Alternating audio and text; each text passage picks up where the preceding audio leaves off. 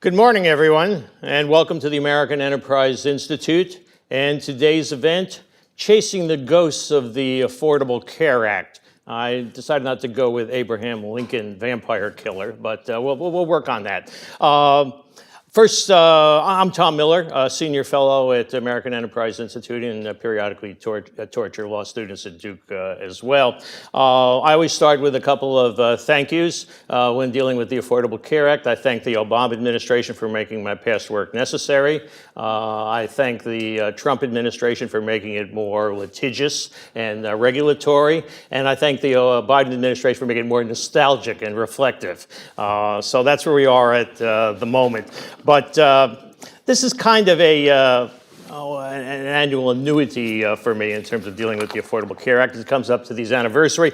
Now, the first thing you say is, not another one of these anniversary events. I mean, come on, what are we up to now? 14, post-teens or whatever, since the enactment of the ACA in March of 2010. And there's been a lot of changes since then, which is what we're going to talk about today. But it's not quite like another Ghostbusters sequel. And they're up to 5 of them now, as a matter of fact. There's one coming out later on this year, Afterlife, after earlier one I think they had it on ice. Now the son of the late original director, Ivan Reitman, is the one directing it. They had a female cast in number 3. This one is perhaps going to be trying cryogenics, if not suspended animation. That's just for the actors who are appearing in it, as opposed to the ghosts. But we'll try to do the bypass the usual hagiography, pro and con, political of the Affordable Care Act, and get into something a little. Now, I have to admit, though, I have a lot of old slides that haven't been used in a while, and I'm trying to reduce my carbon footprint, so I try to recycle them.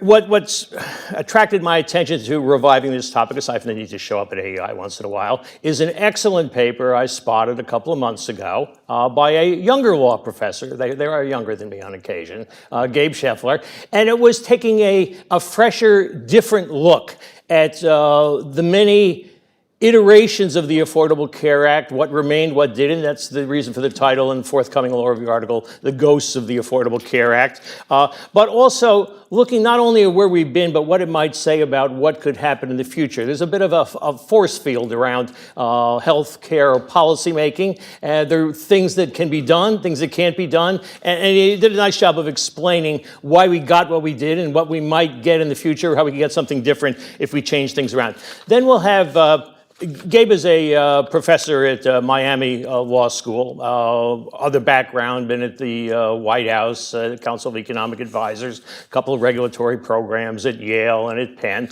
So you'll hear from him as our first main speaker. Then we have 3 different perspectives on that basic thesis. We'll start with Chip Kahn, who needs no introduction but insists upon one anyway. He's the head of the Federation of American Healthcare Systems. We used to call them for-profit, but they worked on their messaging, and now they call them tax-paying. Good move. I see the PR department putting that right into the messaging. Oh, we just do it for the folks out there, really, nothing else. But not only does Chip have background in terms of the hospital sector and being in the middle of things when this was passed in 20, in a previous lifetime, he wore a different hat for the health insurers.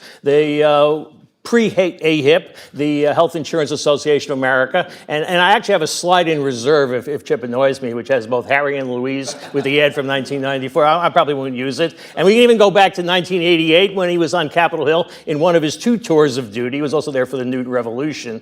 But this is when he was working on both sides of the catastrophic. Chip will talk about this later. So you've got someone who's experienced both the legislative and the outside they're stakeholders now. They're not special interests. But anyway, you'll hear more about how kind of things unfolded, both in the early going and through time.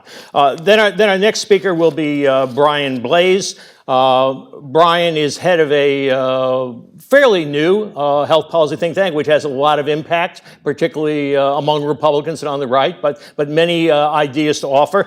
But again, Brian has a longer history before that. He was the point person for health policy change, if not reform. different opinions on that in the Trump White House, and a prior history on Capitol Hill at both the Senate side and on the House side, just a little bit after the enactment of the ACA. Brian has been able to use as a springboard, him once being a research assistant at AEI, and the rest is history in terms of what he's developed into since then. A bit of a come down, but he's been able to overcome it. And then our final speaker, we get a range of perspectives. This is John McDonough, who I've been on podiums with before. John was there in the Senate, which is the important ingredient here, working on the Senate Health, Education, Labor Committee under Senator Kennedy. Wrote a book about it. Doesn't everybody write a book? Inside National Health Reform about 12, 13 years ago, with some good lessons in that. And John also has other lives. He was once a practicing politician. So he actually knew how to run for office and get elected and get votes on occasion, which none of us have to do, which I respect. Politician in recovery. Well, we're all recovering in different ways, but that's correct. So John will be our last speaker.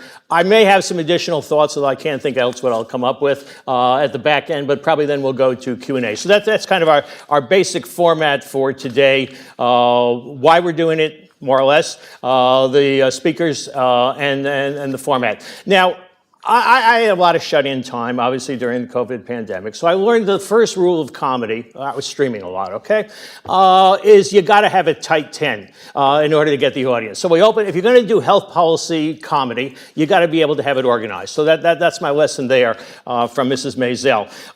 And so let's see what we got in terms of a tight 10. A little oversimplified, exaggerated, but hopefully triggering some further rounds of deeper discussion and real analysis. So first, why look backward to move forward? Well, what else I can do?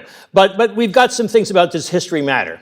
Those who do not remember the past are condemned to repeat it. George Santayana.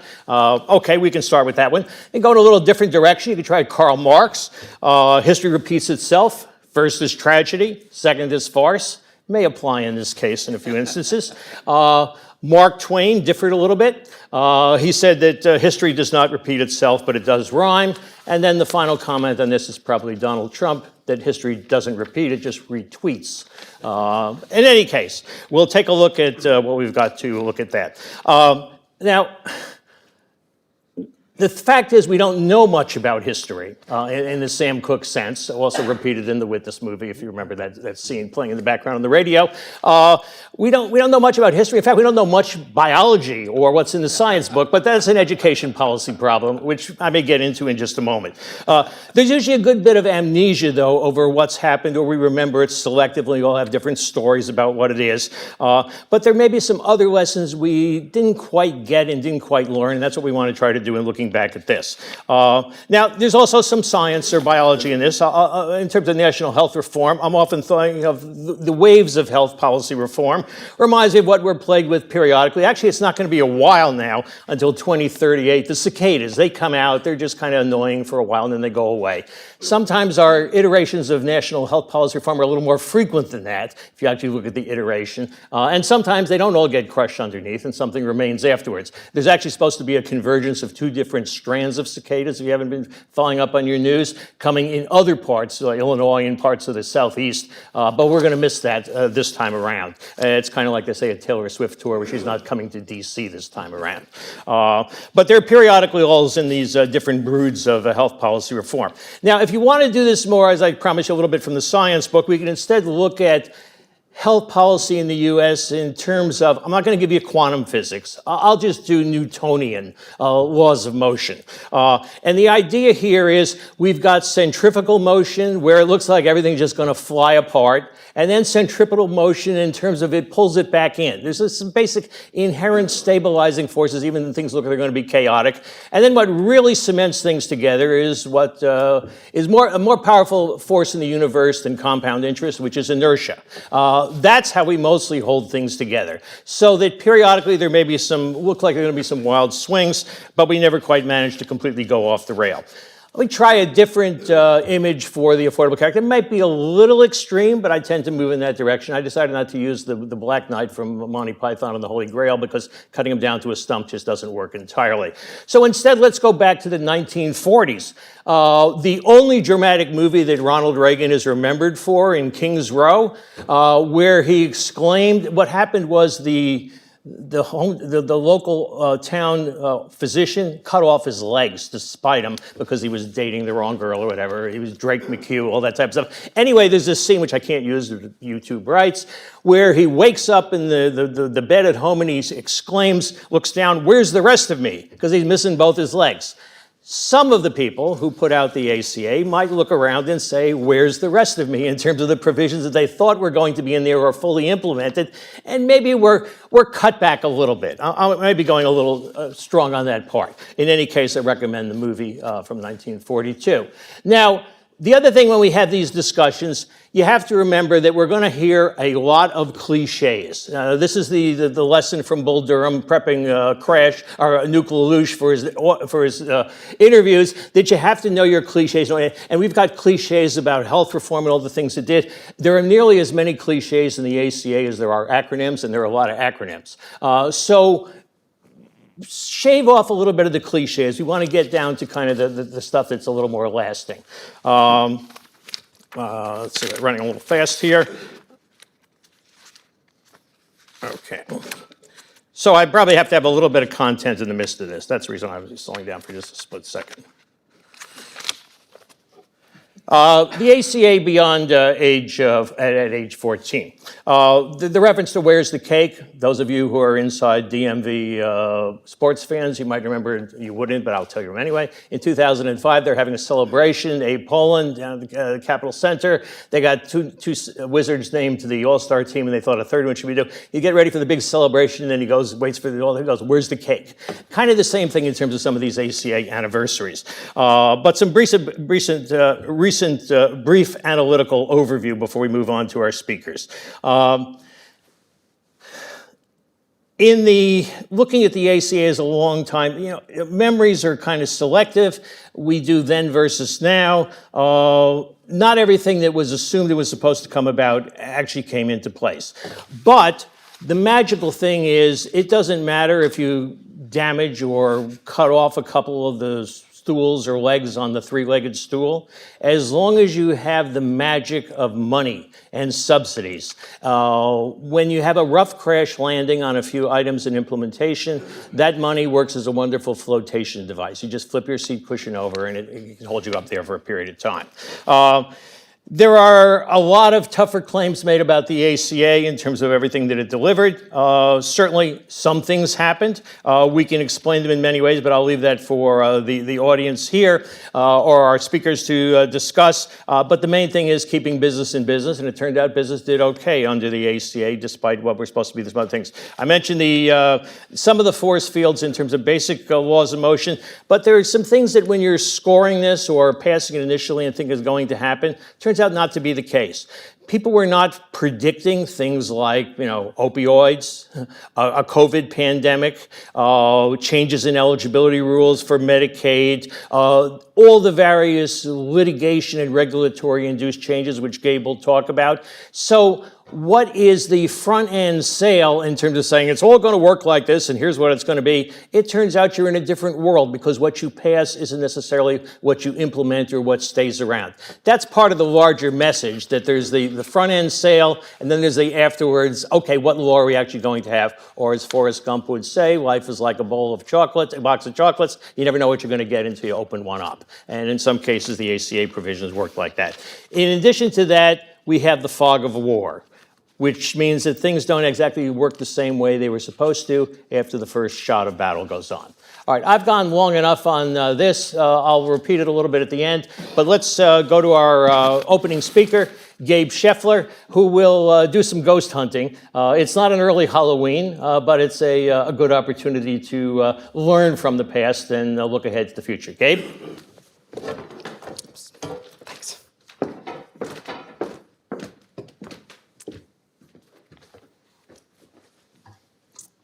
Great. Well, Thanks, Tom. Thanks so much, everyone, for being here. It's really an honor for me to be part of this event with such a impressive set of panelists who have such deep knowledge of the healthcare system and of the Affordable Care Act.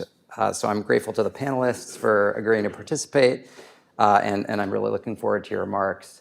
I should say also it's a particular honor to have John McDonough here. I've been reading his writing about the ACA for many years, and also the project that I'm going to talk about today relies extensively on his work. I think I, as of my last count, cite your work around 40 times in my paper, so hopefully I'm not mischaracterizing anything too much. I'm also grateful to Tom Miller and Jack Rowing for organizing this event. I have to say, though, I was initially a little surprised when Tom emailed me to suggest holding an event around, my forthcoming article, "The Ghosts of the Affordable Care Act." Although I generally like to think that people will read my work, it hadn't escaped my attention that at the time Tom emailed me, the total number of downloads for my article on the Social Science Research Network was 13. I was an early adopter. Yes, well, evidently. I think 6 of those downloads were me. So you beat me on many of my papers. Yeah, well. So I have Tom's careful attention to even the most obscure corners of the health policy internet to thank for this invitation. So let me first just provide a little bit of background about where this project came from, and then I'll briefly outline my argument. So this project has been in the back of my mind for a few years now. I teach a class on health law at the University of Miami, and I typically spend a class or two doing an overview of the ACA and how it changed the American healthcare system. And each time I have done this, I've been struck by just how many important pieces of the law have been either repealed by Congress, invalidated at least in part by courts, or undermined in other ways since the law was enacted around 14 years ago. So in the paper, I call these the ghosts of the Affordable Care Act.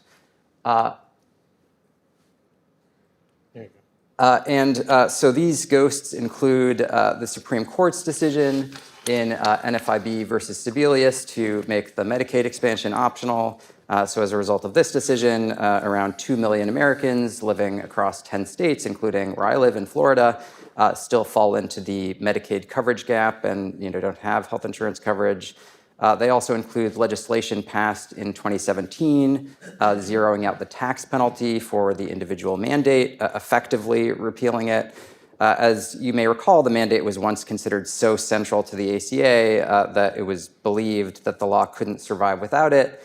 That view has turned out largely not to be well-founded, but the available evidence still suggests that zeroing out the mandate penalty has resulted in a larger number of uninsured Americans and higher premiums on the ACA exchanges. There was also legislation passed in 2018 and 2019 repealing 2 important cost control provisions, the Cadillac tax and the Independent Payment Advisory Board, or IPAB. Just to give you a sense of the kind of importance of these provisions, Jonathan Gruber referred to the Cadillac tax as one of the most significant provisions in the law, and Zeke Emanuel and Peter Orszag at one point called IPAB the most important institutional change in the ACA. There was also the Class Act, which was supposed to establish a long-term care insurance program, but was deemed fiscally unsustainable in 2011 and was repealed by Congress shortly thereafter. So as a result of that repeal, millions of Americans still lack access to any kind of long-term care insurance, or they're forced to spend down their savings in order to qualify for Medicaid. They also include the Supreme Court's decisions in Hobby Lobby and Little Sisters of the Poor, which successively widened the exceptions to the ACA's contraceptive coverage mandate and undermined affordable access to contraception. And I could go on.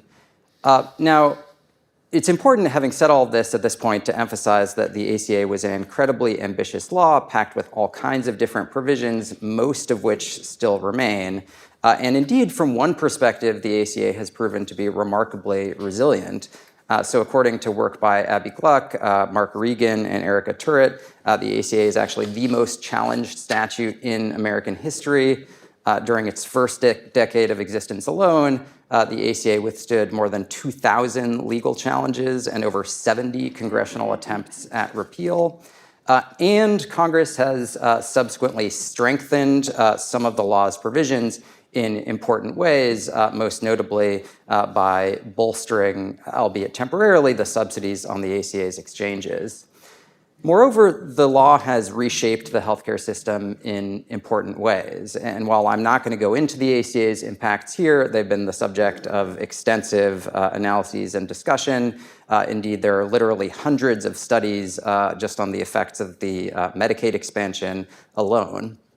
But I think what's received far less attention and why I decided to write this article was that the ACA that exists today is not the same as the law that was enacted in 2010. And after taking these ghosts into account, it becomes apparent that at least in several respects, the law that exists today is more modest in its scope and effects than the version that was originally signed into law.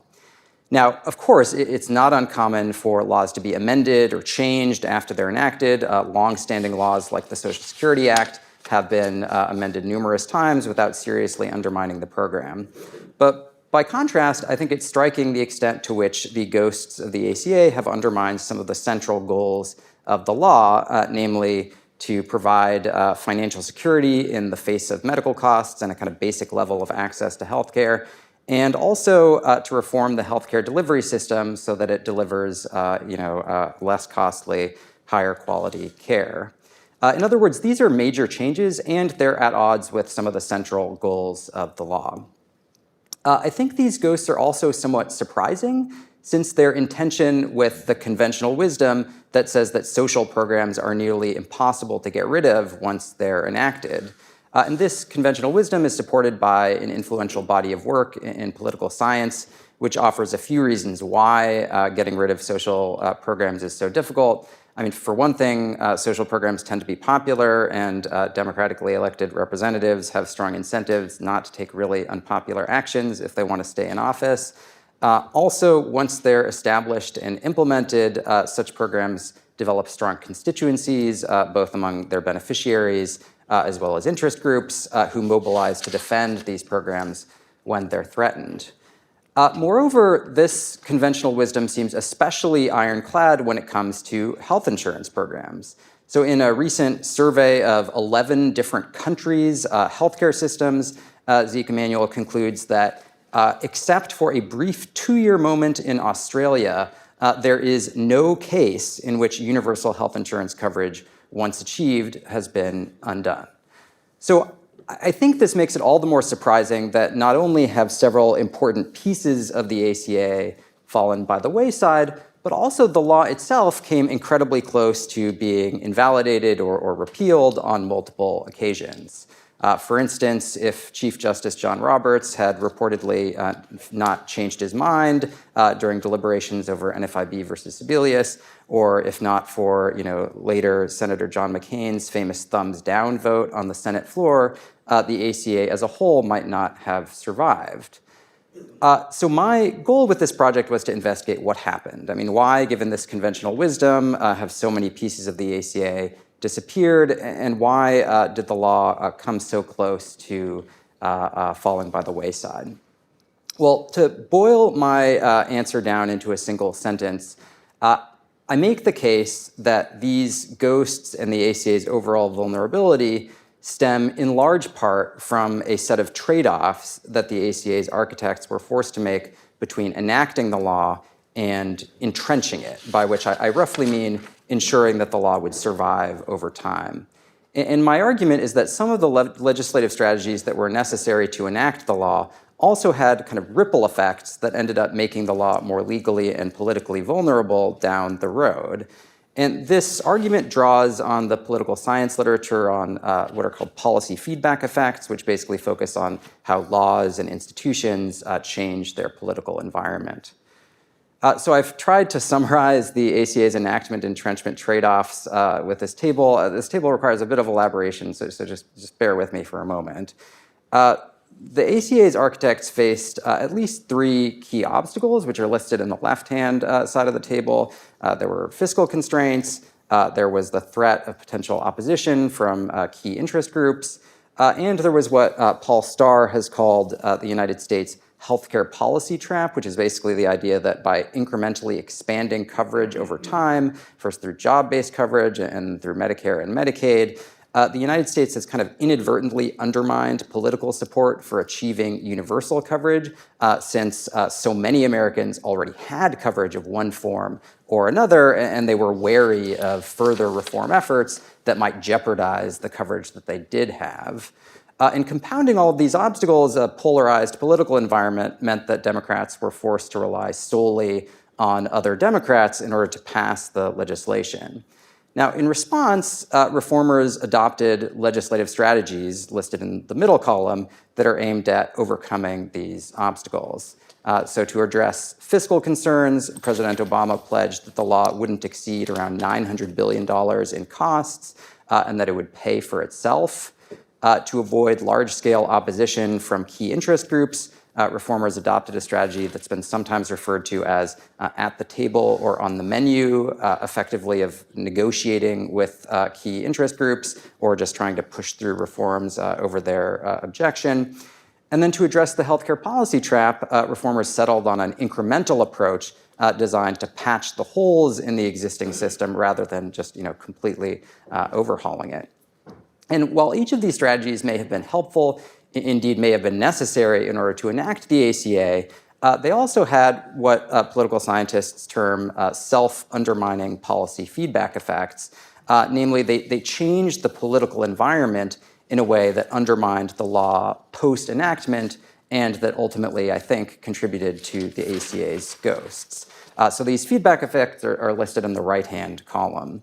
Now, in the interest of time, I'm going to discuss only the first set of feedback effects listed in the second row from the top. But in my paper, I go through all three sets, and I'm happy to talk about the others in the discussion. Okay, so take President Obama's pledge that the law would pay for itself and that total expenditures wouldn't exceed around $900 billion over a 10-year threshold. Well, these pledges may have been necessary and helpful to win the support, especially of more fiscally conservative Democrats, but they also had a number of ripple effects that made the ACA more vulnerable, both legally and politically, post-enactment. So, for instance, they led Congress to slash the subsidies for private insurance policies on the ACA's exchanges. They also led Congress to only partially fund the Medicaid expansion, which then enabled states to later challenge that expansion. And in order to reduce the law's 10-year CBO score, Congress delayed the implementation of the ACA's main coverage provisions until nearly 4 years after the law was enacted. So by reducing the generosity of the law and delaying the implementation of the most politically popular parts of the law, these changes had the important effect of limiting political support for the ACA, especially during its early years when opposition to the law was most intense. In fact, some health scholars have speculated that if the Medicaid expansion had been implemented prior to the Supreme Court's decision in NFIB versus Sebelius, and the court had actually been forced to confront the real consequences of wresting away health insurance coverage from millions of poor Americans, then it would have been very difficult for the court to render the Medicaid expansion optional, as it in fact did. Now, to be sure, I mean, this table is oversimplified in various respects. So for one thing, the enactment strategies in the table were sometimes geared toward addressing more than one legislative obstacle. But my goal isn't to chart out all of these effects comprehensively. It's rather to illustrate how some of the legislative strategies deemed necessary to enact the ACA also serve to make it more vulnerable post-enactment. Now, in the last part of my paper, I argued that these enactment-entrenchment trade-offs are not unique to the ACA, and in fact, there are some reasons to think that they've become more important over time. For one thing, the growing importance of budgetary constraints has caused lawmakers in some instances to prioritize fiscal concerns over designing sound health policy. Interest groups have grown more powerful over time, and many of which have a strong interest in preserving the status quo. Congress has increasingly implemented government benefits through what political scientist Suzanne Mettler calls the submerged state, which basically channels benefits through the tax code or through subsidies to private organizations in ways that make those benefits less salient to the public or otherwise undermine political support for important government programs. And at the same time, the rise of political polarization has freed politicians to make deeply politically unpopular cuts to legal programs, and I think has also given life to weak legal challenges. Still, one might push back at this point and say that, well, although some important parts of the ACA may be gone, the law ultimately did survive, or at least much of it did. But other recent and important social programs have not been as fortunate. For instance, during the COVID-19 pandemic, the federal government enacted a sweeping set of expansions to social programs, which initially drew comparisons to the Great Society or to the New Deal. But these expansions have, for the most part, proven short-lived. So one especially prominent example is the expanded child tax credit. So as many of you probably know, in March 2021, Congress temporarily expanded the child tax credit as part of the American Rescue Plan. And this tax credit was groundbreaking in extending substantial cash support to non-working families and childless workers, and was credited with lifting 3.7 million children out of poverty. And to limit the cost of the law, Congress only funded the program for that tax year, but its supporters kind of gambled that that provision would prove so politically popular that Congress would be forced to re-extend the law. But this political calculation proved incorrect, and Congress let the provision expire at the end of the year. Now, the House did recently pass a bill that would re-extend the child tax credit, but I don't know if it'll pass the Senate, and my understanding is that it would only last through 2025, and it's kind of substantially scaled back from its pandemic era level.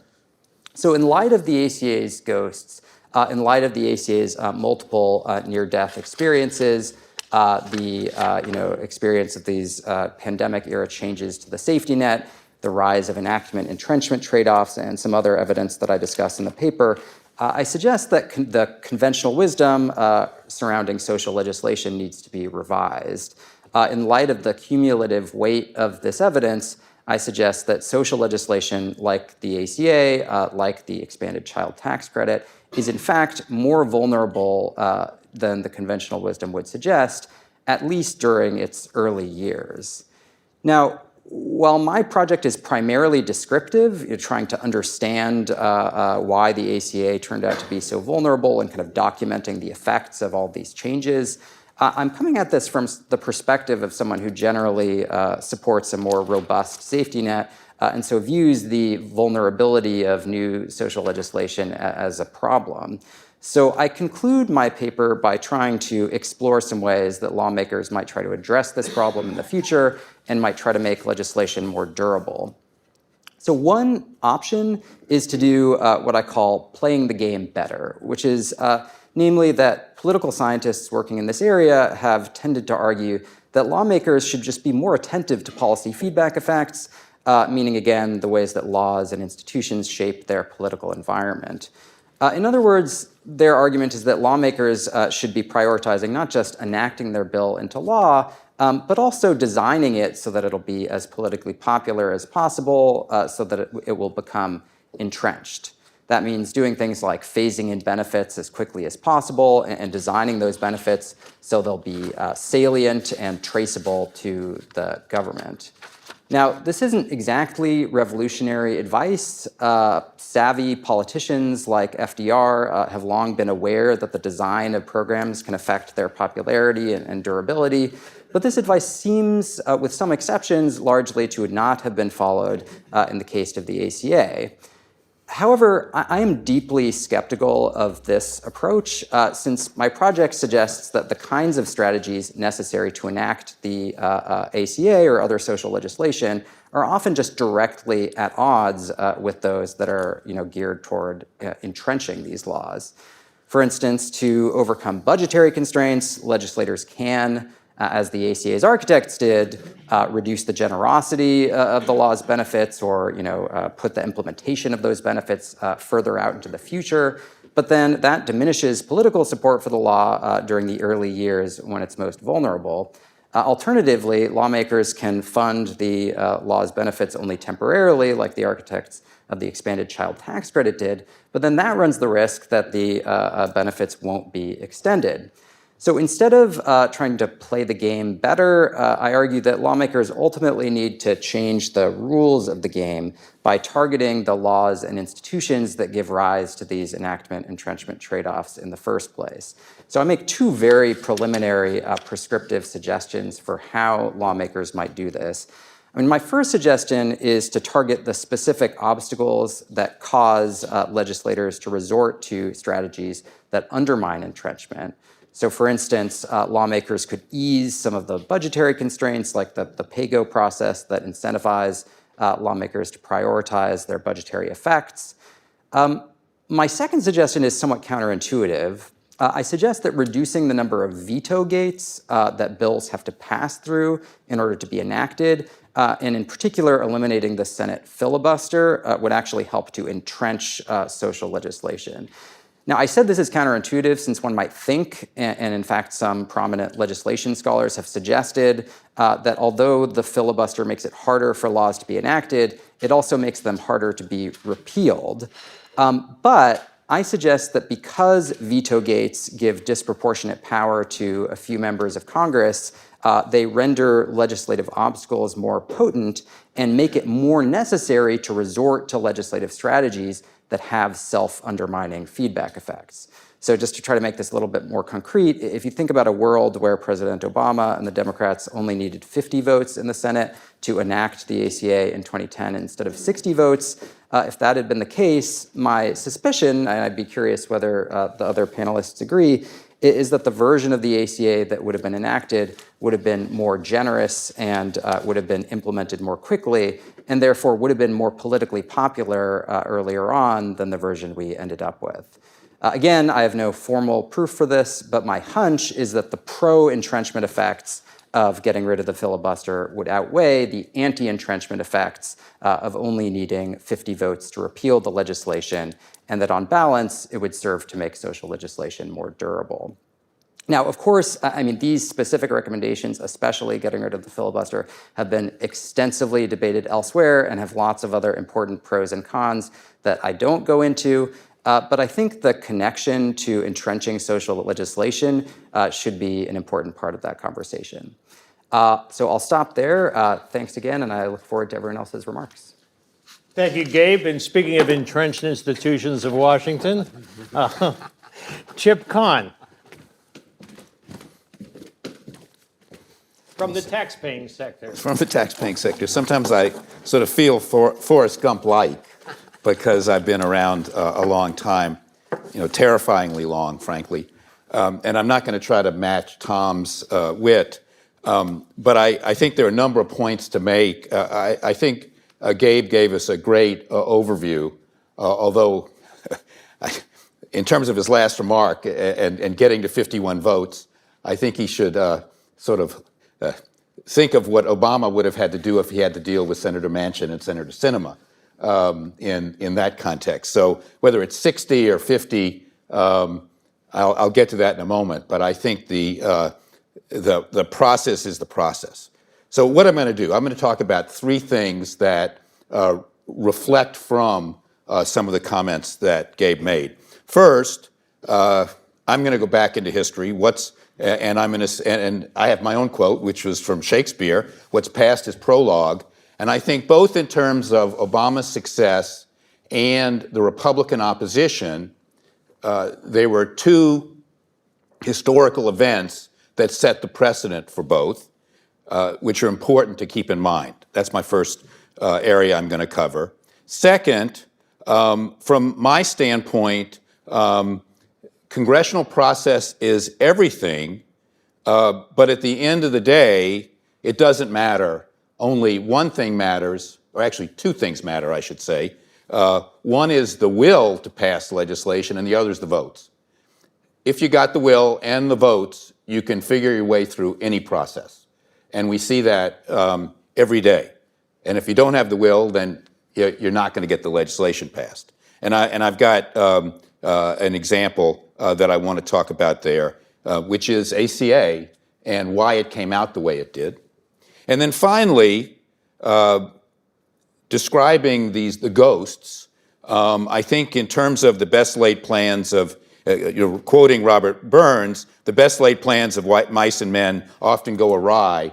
And I think despite all of the expertise and knowledge and experience that goes into the legislative process, and I will take issue with Gabe a bit, I think the issue of lastability is a very important one for those designing legislation. At the end of the day, they're just things that happen that you couldn't possibly predict. Just because you think you do it right, it's just like building a house. You don't find out until after you start living there some of the things that happen that you never would have expected. So let me go into my three items.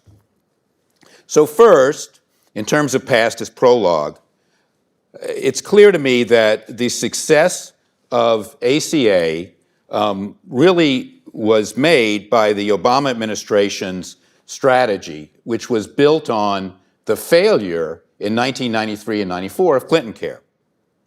And what are the four themes that I think come through that guided that White House?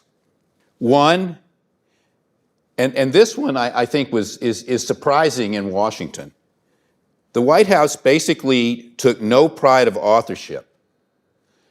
Obviously, they set out principles. Obviously, the president wanted to get universal coverage, but he left the details to the Hill, and he negotiated and he played in the game. But at the end of the day, it was the Hill's product. Second, he sought partners, not adversaries.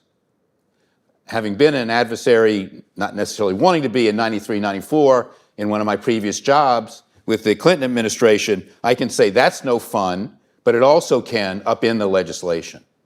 And whether they're interests or stakeholders, whatever, they count, they represent the public in many ways, and the idea of making them partners and bringing them on board, I think, made ACA possible. Third, and this fits with the model that Gabe described, there was a notion that the framework for ACA had to be built on the current system. Now, whether it was actually built on how the current system operates or not may or may not be a reality. And I'm sure Brian will have a lot of problems and point out a lot of problems with the exchanges that reflect that construct that was different than the previous individual market. But on the other hand, at least they gave the illusion in the design that they were basically building on what works in the current system. We can debate whether it worked then or has worked over time, but that was the notion. And then finally, there was a lot of kabuki theater in the Senate during the early consideration of ACA. But at the end of the day, I think the administration knew that it was going to be partisan, that they were only going to pass their model if it was a Democratic bill. They would have loved, I think, to have bipartisanship, but I think the crashing of Clinton Care in the Senate at the end of the day showed that that wasn't the way this was going to happen. So I don't think they had a choice. So that's the Obama model and why I think they were successful. So why did the Republicans think that a major piece of social legislation could be repealed? We could talk about repeal and replace, that was the theme, but be repealed. Well, I have a lot of experience with that because back in 1988, I was one of the staff people that worked on the development of the Medicare Catastrophic Law, which was the largest expansion of Medicare, since its enactment in '65. And then I had the experience, I'm not going to necessarily call it a pleasure, of working on the repeal, because I worked for members of Congress that both framed the legislation and then repealed it. And ironically, for that repeal, Senator Kerry, how are you? well, actually, and on the day that the first repeal was being considered on the floor, I was instructed by Bill Gradison, the ranking member on the Health Subcommittee on Ways and Means, to give him a draft of what he ought to say on the floor. And Bill Archer, the full committee ranking, who at that point was the author of repeal with Congressman Donnelly, asked me to write him a draft. And I couldn't bring myself to write it on the same day. I actually wrote one draft on one day and one on the next. So I was playing Senator Kerry at that point. You should use your left hand and your right hand. So, but the bill was repealed. And actually, it's noteworthy that I would argue there were three key members of the Congress who made the repeal happen. Congressman Archer, Congressman Donnelly, and ironically, Senator McCain, because Senator McCain was the lead on repeal in the Senate. So at that point, it was this, and then ironically, when repeal was considered in the Senate, he voted against repeal and replace. But the notion that a major piece of legislation that had an important effect on a major population could be repealed was already set in precedent. Now, we can argue about whether or not Medicare catastrophic would have been saved actually, and Gabe set out some guidelines, because implementation of it, I think, was problematic in terms of gaining public support for it. But putting that aside, I think that set a precedent that ultimately led to what actually was surprising to me in terms of its virulence and its lasting power of the GOP repeal and replace imperative that actually, even to this day, former President Trump said the other day that he wanted to get back to repealing ACA.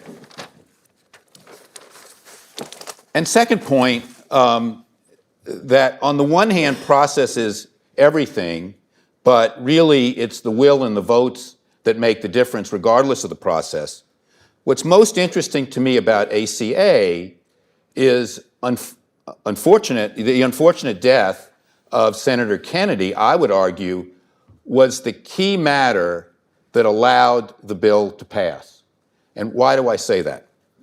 Because at that point in time, and whether it's Senator Manchin or Senator Sinema in the previous Congress that stood at that pivotal point, back in the day, it was Senator Ben Nelson who stood at the previous point.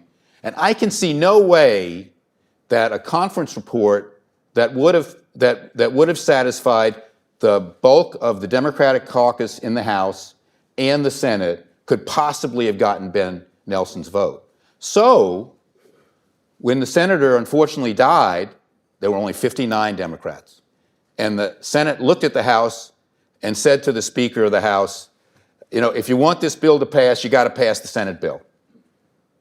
Now, yes, there was a reconciliation later, but at the end of the day, I don't want to say that was cover, but there's not that much you could do in reconciliation. To actually authorize all of the law that is ACA, it had to be in regular order.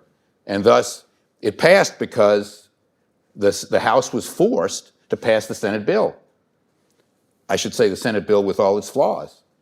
And so we had ACA. So finally, let me look at some of the things that went awry. There was some discussion about the Medicaid expansion, and in a sense, the fall of the Medicaid expansion is to me full of so much irony. I mean, the irony is that everyone thought that the individual mandate was the ultimate pivotal, and the Supreme Court stood by it. And at the end of the day, it was the mandate on Medicaid or on states that fell by the wayside. I don't think the individual mandate arguably was that much of a material loss, because if you remember, CBO predicted a 92 to 94% insured rate, And I think today we're at about 92.3%. So we're not too far from that. Now, for me, the 92.3 is a little disappointing because we made a deal based on 94%, assuming that hospitals would give up some of our payments if we could get to that 94%. But, who could have thought that the Supreme Court then would have come back? And going back to the design issues, was it faulty design? You could say that on the one hand, but I think those people who were very expert in Medicaid thought they were doing the right thing when they wrote the law. It didn't turn out that way when it got to the court. And one of the most interesting things, and I'll conclude on this, to me about ACA is not about coverage for the new programs. It's actually about coverage for the old program, which is Medicare. And ACA, took cuts from hospitals. They took cuts from health plans. They were supposed to take $136 billion in cuts through 2019 from health plans. And CBO, the Congressional Budget Office, estimated that there would be a reduction of about 4.8 million people in 2019 from a total of 9.1 million that enrolled because of the cuts. And what happened? And this goes back to plans awry, because I think that those who framed the bill on the Democratic side were not that enthusiastic about managed care, not that enthusiastic about Medicare Advantage. That's why we got accountable care organizations and other sort of visions of how we would control costs and provide and deliver and organize care over time. But what happened? What's happened is in 2019, and I'm not even going to talk about 2024, we had 22.2 million enrolled in Medicare Advantage. And instead of a projected $67 per member in rebates in 2019, it was $107. So what happened? Well, the bill had a nice quality program in there that later was taken advantage of. So if you got more stars, you could get more money. It was around $15 billion. And then those smart guys at all these insurance companies figured, gee, if I can consolidate with a 10,000 member plan that has all those stars, and I might have 300,000 members, then I can capitalize on all those stars. And that's before we even get to risk adjustment. So those smart insurance guys, at the end of the day, created a situation where they could get a lot more revenue and actually provide a lot more upfront benefits to beneficiaries, and I'm not going to argue or value judge it. And then they hired Joe Namath to go sell it. And that's why we have 32 million people today, more than 50% of Medicare in Medicare Advantage. And frankly, with all due respect to the CMMI and all the discussion about value-based purchasing and ACOs, at the end of the day, if most of the Medicare beneficiaries by some date are going to be in some kind of value-based coverage, it's going to be MA managed care. It's not going to be fee-for-service, which is narrowing as a portion of Medicare. So with that, I hope I offered some pearls that'll be worth discussion later, and I look forward to the other remarks and really appreciate the outline that Gabe gave us for this discussion. Thank you, Chip. To go Shakespeare on you, the fault, dear Brutus, lies not in our stars, but in ourselves, because we are underlings. But Brian Blaze has spent a good bit of his career wrestling, sometimes to a draw, sometimes some gains with the ACA. Go ahead, Brian. Sometimes with losses too, Tom. Thanks for allowing me to participate today. Gabe, thanks for the thoughtful and somewhat painful trip down memory lane. Here's the big takeaway to me. The ACA in 2024 is largely the law that the healthcare industry would have written. It just took some time to get to it.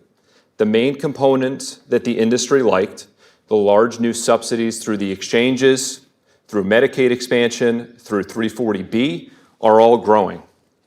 Health insurers have reaped windfalls and are enjoying their position now as regulated utilities. The main components that the industry disliked have disappeared. The Cadillac tax, gone. The health insurance tax, gone. The medical device tax, gone. The Independent Payment Advisory Board, gone.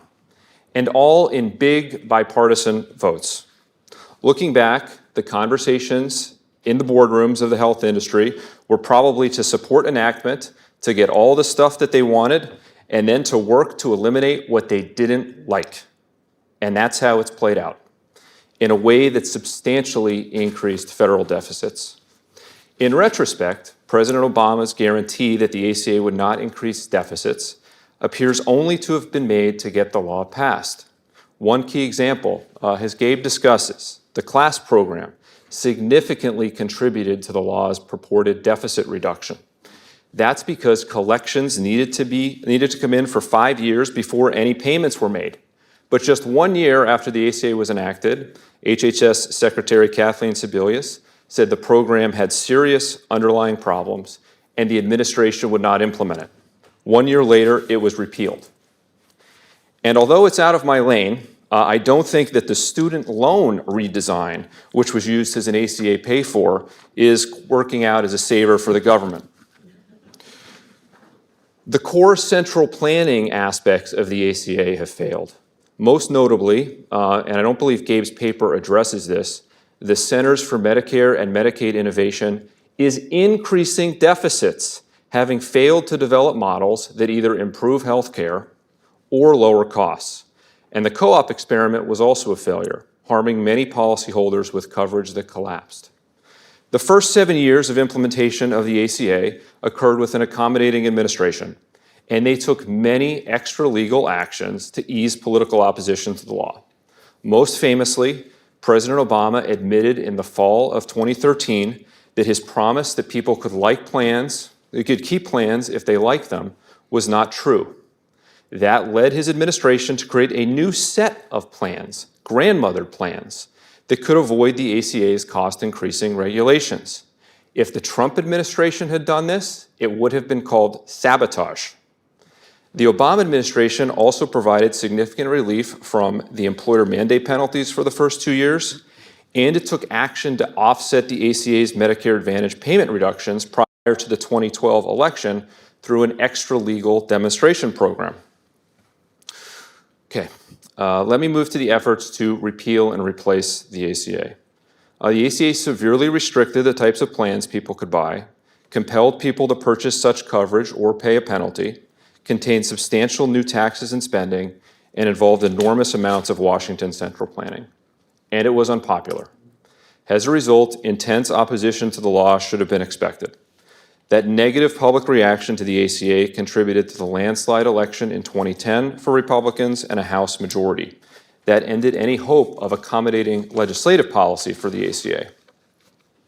For Republicans, the best chance to meaningfully change policy direction would have been to capture the White House in 2012, since its core provisions had not yet taken hold.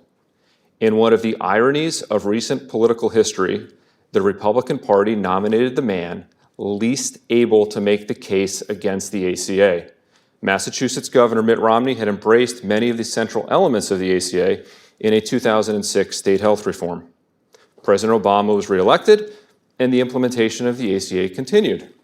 But implementation went poorly.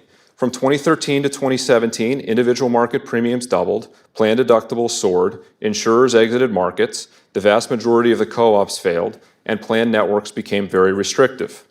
In 2016, repealing and replacing Obamacare was once again a core part of the Republican platform. And then Republicans caught the car. In 2017, we had the most significant effort to substantially modify the ACA. Notice I did not use the phrase repeal and replace. It became clear, at least to me, in early 2017 that the leadership of the party was not supportive of significantly repealing the ACA. I think Gabe's paper makes a typical fault to say that the ACA might not have survived if not for John McCain's thumbs down. First, the legislation that passed the House maintained most of the ACA insurance rules, kept the subsidies in a redesigned form, and permitted states to maintain their expansion just at the traditional rate for Medicaid, not the enhanced rate.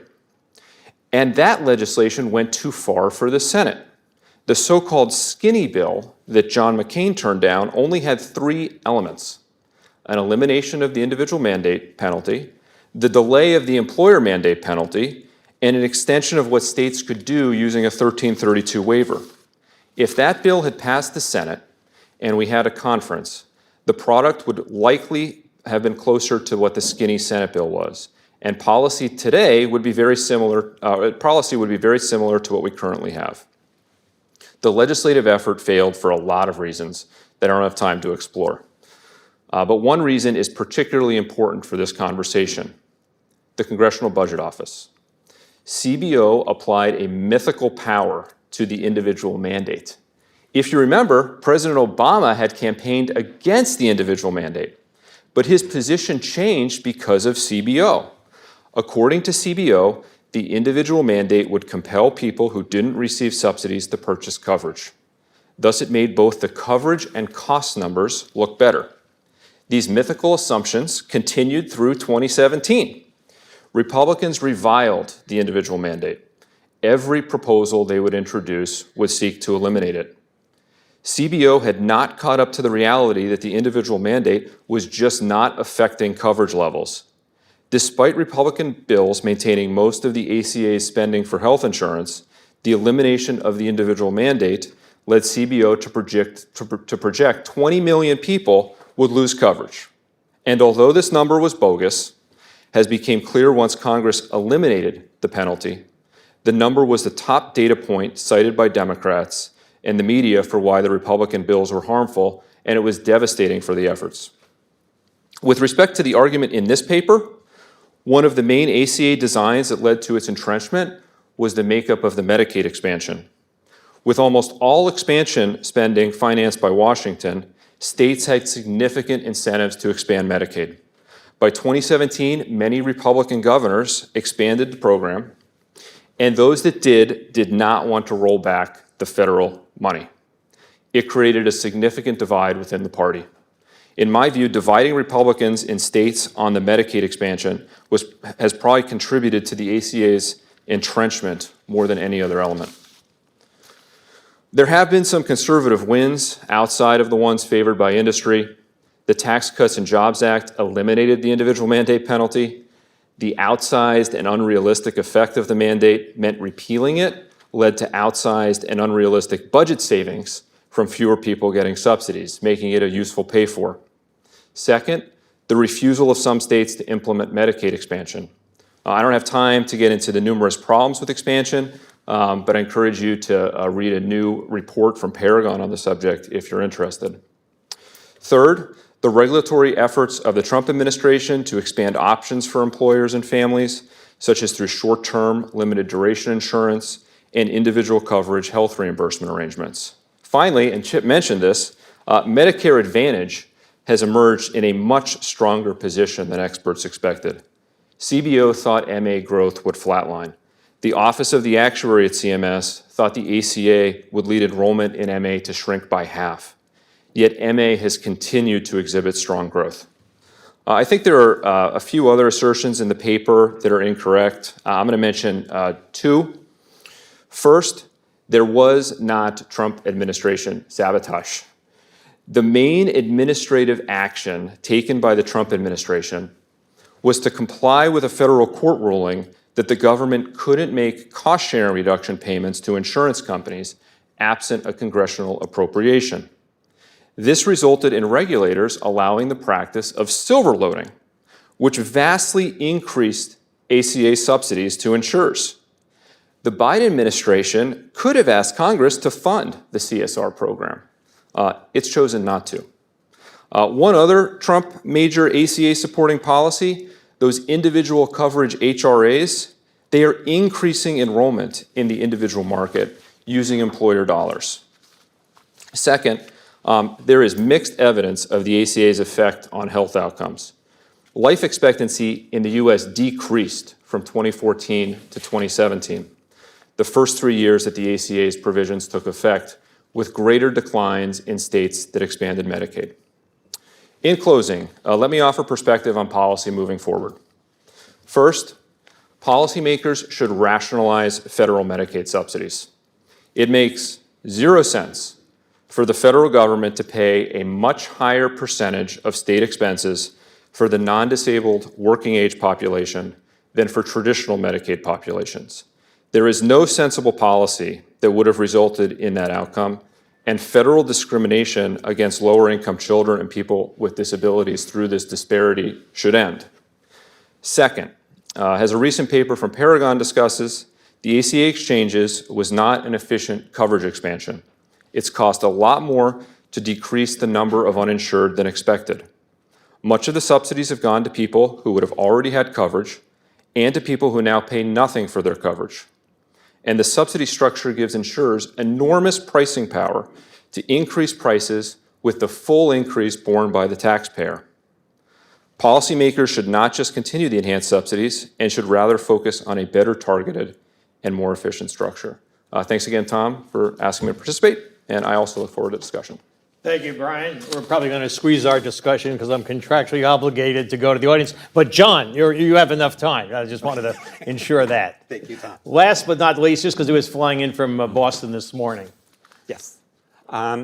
So thank you, Tom, for pulling this together. Thanks for Gabe for an incisive and really interesting look back. I think, as Tom says, it's always valuable to get some perspective and look back at things that maybe we've forgotten about and overlooked. So I have some comments, differences in interpretation, probably with everybody a little bit, but and I do have a few slides. So I'm going to see if I can pull it up. And here we go. Here's my first one. So like Chip, when I read the paper, I thought back to 1988. Have we ever, in fact, repealed a major social welfare benefit law in U.S. history? Yes, we have. 1989, 17 months after the law was signed by President Ronald Reagan. And I know you can't take your eyes off that picture, and neither could I. That's from left to right. That's John Dingell, Henry Waxman, Otis Bowen standing near the front, Dave Durenberger, Lloyd Benson, Max Baucus, Pete Stark surrounding Ronald Reagan. And forgive me, the PowerPointer cut off John Chafee and Bill Gradison were in the picture as well. Look at Max Baucus, by the way. Does he look like a young John Kennedy or what? But what's interesting to me, what stands out for me most about the 1988-89 passage and repeal is that it was a law that was the biggest expansion of Medicare in history, and it was done by Republican White House, Republican Senate, Democratic House, and it was fully paid for. It was fully self-financed. No addition to the deficit or anything like that, and the financing mechanism put what was either a tax increase or a supplemental premium or whatever label you wanted to put on it on mostly the upper income seniors. That was the problem, wasn't it? Who already felt that they had good supplemental coverage on their own dime or through their employer, and they revolted in many ways, particularly in Chicago against Dan Rostenkowski. But a lesson there, a lesson to be learned of what happens when you have to pay for stuff and how difficult it can get. And ditto, in 1997, the Balanced Budget Act, Democratic president, Republican House and Senate, passed a major bill to balance the federal deficit, mostly by cuts to Medicare, on hospitals, on physicians, creating the loathed sustainable growth rate. But so there's a lesson in this, it seems to me, that Republicans incorporated from this, which is that it's tough to pay for this stuff. And maybe if we need to do stuff, we need to think more carefully about that. And it's a lesson, I think, that carries into then the 21st century and what we can see. So I took Gabe's provisions, the 10 provisions, and I just tried to look at them in different ways. And this was the way that I found most interesting.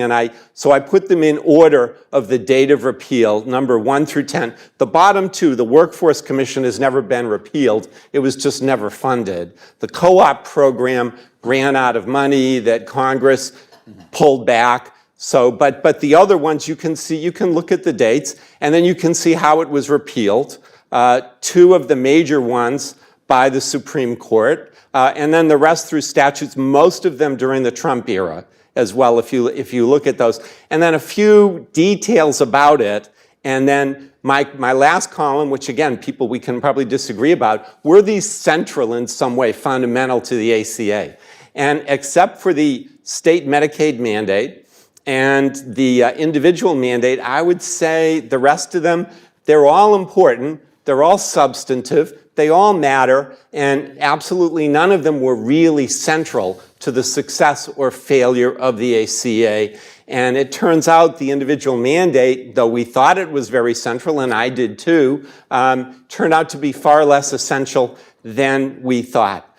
Interesting, you look at the details and numbers 5, 6, 7, 8, they were all pay-fors. They were put in there. They are substantive policy, but they were not put in because, geez, we have to do this, but it was because we had to do things to, A, finance the law so that it did not add to the deficit, because Democrats made a commitment right at the start. This is going to be scored by CBO as deficit neutral, and that was a mission accomplished. However they got there, whatever concerns you want to put, they did it. They met that requirement. Or it had some other significant impact. So interesting dynamic. Most of the changes happened, of course, during the Trump administration. But there's one point that I really have to take issue with. Gabe suggests in his paper that so a lot of these changes ended up undermining support for the law. And I look at the dates of when things happened, and then look at this. This is the Kaiser Family Foundation monthly tracking poll of favorability, unfavorability for the ACA. And there's a clear trend here that's not hard to see. I don't know what happened in January 2017, but it was a turning point for popularity of the ACA. Of course, it was Donald Trump coming in, making his clarion call for repeal and replace.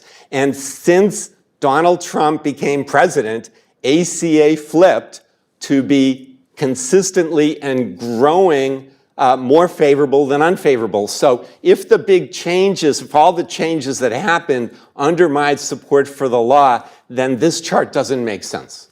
And in fact, the law has become significantly more favorable over the past 7 years, 6 to 7 years now, because it's a core 101 principle of behavioral economics. People fear hypothetical losses more than they appreciate hypothetical gains.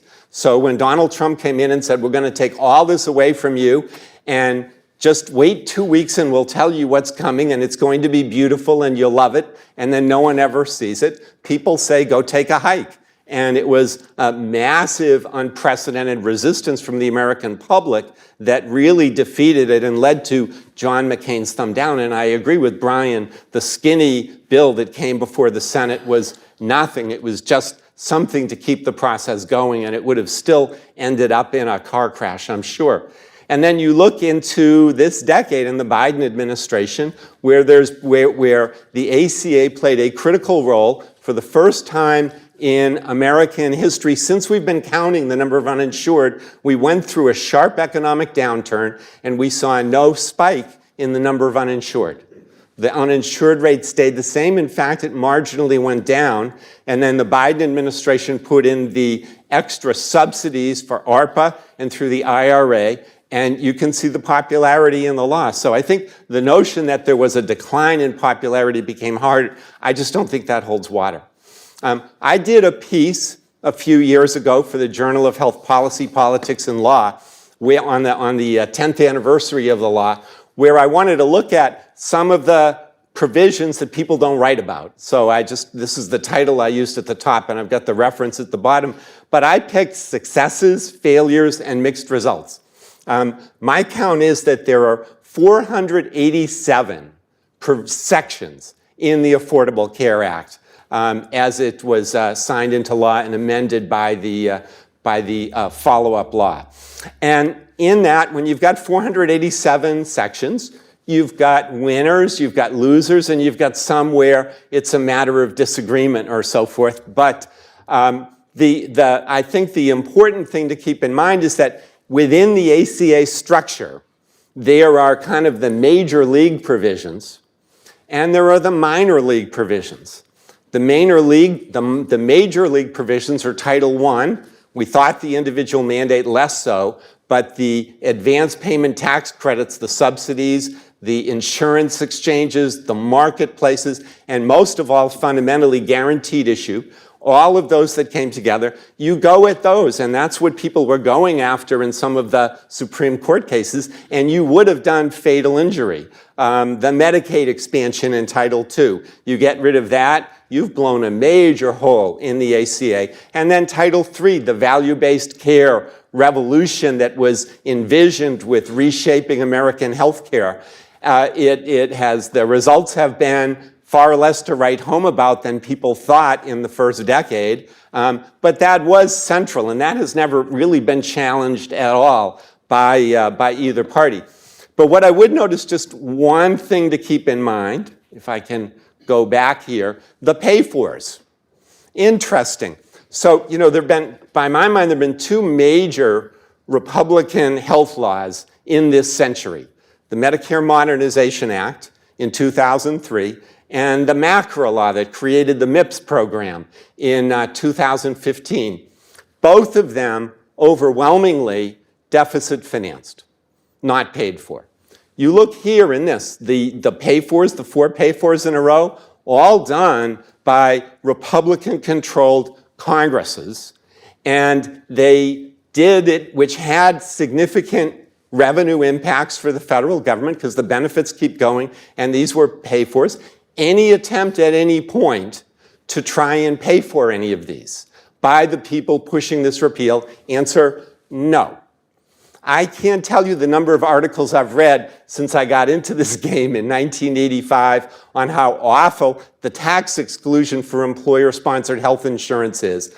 Bipartisan, particularly though Republicans hate it. So when the Cadillac tax was repealed, but it was put in the law because Max Baucus was ordered by Harry Reid that he could not mess with the employer-sponsored health insurance tax exclusion. Couldn't do it. It would be a failure. We would lose the law, so cut it out. So Baucus had to go back, and it was John Kerry who came up with and pushed the idea of the Cadillac tax. Okay, absolutely flawed. You look at it and you look at the design and so forth, and you can say that's just kind of what made them think that could do it. What were they smoking that day? But the important piece is that when it came time to repeal it in 2019, or whichever year was 18 or 19, was there any consideration or effort to say, okay, we can't keep the Cadillac tax, but what an opportunity to go back and try to come up with something else, to try to modify it. Never, to my awareness, a conversation about doing that. Let's just get rid of it. So I guess, part of my consideration is that paying for health reforms in federal law in the United States in this century, the 21st century, that's so 20th century. That just doesn't happen anymore. And I'm wondering what happened to the efforts on the part of Republicans like Durenberger, like Chafee, like Bill Gradison. When you try to make big changes, you also recognize that you got to pay for it too. It's all been lost. I haven't seen an initiative from Republicans in this century now, 24th year, to pay for the changes that they want to see. And I just put that out there as an observation. By the way, and I'll close on this. So people have been saying, ACA, it didn't meet its targets, no coverage, waste of time, big waste. You can't say that anymore looking at where we are on Medicaid and on the exchange coverage. We have the rate of uninsurance in the United States to the lowest it has been since we started counting. So not mission accomplished at the level that Chip thought we would get, but when we wrote the law, we never thought we were going to have Medicaid expansion be a state option, among other things, but substantial historic progress. So then the other thing we get is people say, okay, yeah, you covered some more people, but you didn't save a dime. No changes at all in costs.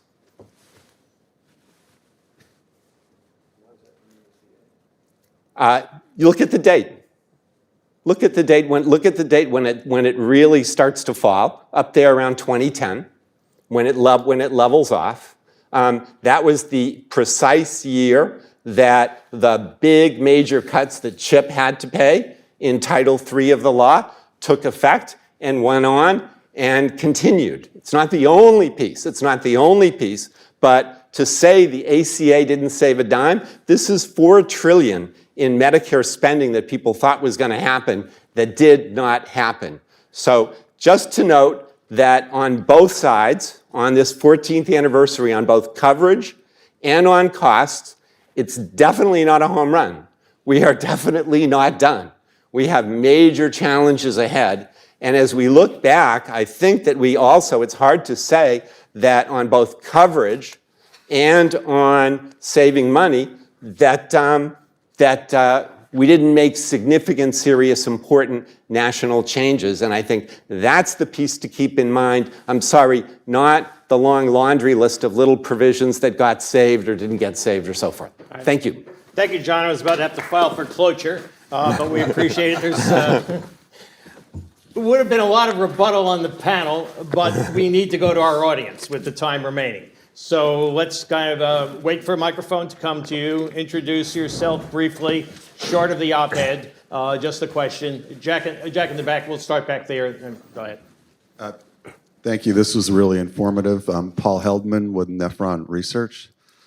I'd like the panel's opinion on what the prospects are for the enhanced ACA tax credits, depending on the outcome of the election, especially if we have a Republican Washington next year. Quickly, just 1 minute piece at most. Go ahead. I think, first of all, it does depend on the election and what happens. If you have a Democratic trifecta, the likelihood is it'll get extended. Probably not for 10 years because it just costs so much. If you have a Republican trifecta, it will probably disappear. And if you have a divided government, it will be a jump ball depending upon the configuration. And the stage is set for a deal between, on the one hand, continuing the subsidies and continuing the tax cuts from the 17 tax cut law. And if there's a deal, I think this is a possible candidate as a major component of the deal. Brian, you've done Yeah, some work on I this. think that the last part of that's a really good point. There is a lot that's expiring at the end of 2025. The Trump tax cuts on the individual side are expiring. They've set up other cliffs that are expiring. My hope is that the subsidies, which I think the enhanced subsidies, which were inefficient, that if Republicans do have power, they would not extend them.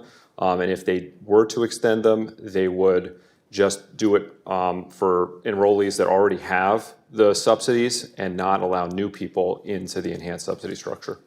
All right, we'll move along quickly. Carl, introduce yourself. Yeah, Carl Polzer. I've worked on health policy for a long time. I'm with both John and Brian. I think they both made really good points. But so, Brian, with like the fact that the health industry basically wrote the bill and has made a lot of money off of it, and we have too high healthcare costs. And John, I think you're right. I mean, most of what the ACA promised it did covered about as many of the uninsured. We still have 10% that we need to cover, and we need to cut costs. We need money for Social Security. We need money to reduce the deficit, and we need money to help people raise kids and stuff like that. So so the question being, what would you guys do to, with this healthcare industry out there that's so powerful, either to enhance government bargaining or private sector bargaining to get our costs down more in line with other countries? I mean, I think on the supply side of the market, we should look at undoing government policies that increase prices. So Medicare pays more for services delivered in hospitals that could be provided in physicians' offices. We should pursue site-neutral payments in Medicare, do other things on the competition side. On the subsidy side, Paragon has a proposal that would direct more of the subsidies away from the industry and away from direct payments from the Treasury to health insurance companies to the individuals and let the individuals have greater control over the subsidies and over the spending so that they're making decisions that are maximizing their value and that they have incentives to be cost-conscious consumers. All right, quick. I think it's important to point out that the same number that John shows us in terms of where Medicare spending is reflected in overall spending. So I'm not arguing that we don't spend a lot on health care, but the amount that's being spent, has plateaued. And the key thing here is getting all those people covered. I mean, the ACA was, with respect to Brian and what you said, was not about the providers. It was about assuring that we had a framework that covered all Americans in this country, because job one was making sure they had health insurance coverage. Now, it was not completely successful, but frankly, considering what else could have happened, it was extremely successful. And most Americans have coverage today. And if you go to California or to go to New York or some other states where they have completely implemented ACA, except for the undocumented and a few others, everybody has health care coverage. All right, Wendell, your mic's right behind you. And Joe? Thanks for this discussion. I enjoyed it very much. I'll make a couple comments. The folks at home love to know who you are, Wendell. Wendell Primus. I'm now at Brookings. I was a longtime staffer to Speaker Pelosi. So the issue of Medicare catastrophic, I point out at this point, I mean, I get the blame or the credit for that because I convinced Rostenkowski that the elderly should pay for this expansion of the Medicare program. But now we do have an income-related premium in Medicare. 9% of the elderly pay for it, and they got the tax anyway, and they didn't get the catastrophic coverage. And I do think we have some big discrepancies between ACA and Medicare that aren't going to stand, both on the premium side and on the catastrophic. And the only thing I would say, Gabriel, is I think a lot of the implementation dates in ACA were not politically determined. They were just determined on how fast we thought the provision could be enacted. I mean, administratively implemented, I should say. So I just make those comments. Thank you very much. Okay. One other thing, Brian, I do not think, I think the ACA is still paid for, even though we got rid of some of the pay-fors. It's all on the Do card. you have evidence? It's all on the credit card. It's all paid for. Well, they've One gotten more in back. We're going to have to jump. We're about to hit a hard cap. Go ahead. Introduce yourself. Hi, my name is El Kalish. I have a question about the perceived value of ACA plans. So when we look at the introduction of the expanded ACA subsidies, we saw that the majority of those in the low income group were paying about $25 for the ACA plan before the increase in subsidies came. Now we're seeing that the largest growth in ACA enrollment is among those receiving the $0 subsidy for this.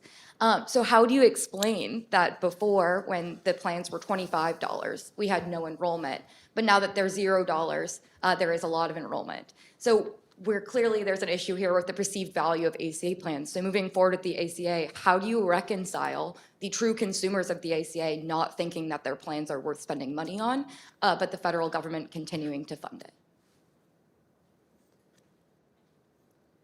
So, you want to go? No? Okay.